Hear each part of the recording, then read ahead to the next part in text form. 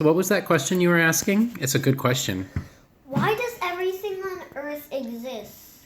You mean, why does the universe exist? And why isn't it just energy? Why can't, everything not be even true? You mean, yeah, so why do things exist? Why are there rocks? Why is there water? Why is there air? I'll tell you why. In the early universe, there was a whole bunch of stuff called matter, which is things like this. That's called matter, and something called antimatter, which you can't see. And matter and antimatter collided, and what happened? The table's made out of matter.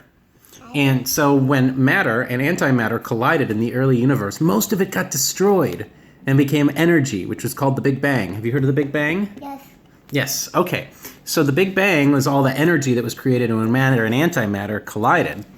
And what was left over was a little bit more matter than antimatter. And that's why we have things instead of energy. Isn't that cool? And that's awfully simple, but... So that created everything on Earth? Everything in the universe was in a tiny little dot. So small you couldn't even see it. And then one day it started getting bigger and bigger, and it expanded. And it expanded so fast that it became the universe. And it's still expanding even now. We'll never get to the edge of space because space goes on a very, very, very, very far away. I want to travel it! I know. Well, we can travel it in our minds. We can visit space in our minds. Tonight when you guys go to bed, I'm going to tell you a story.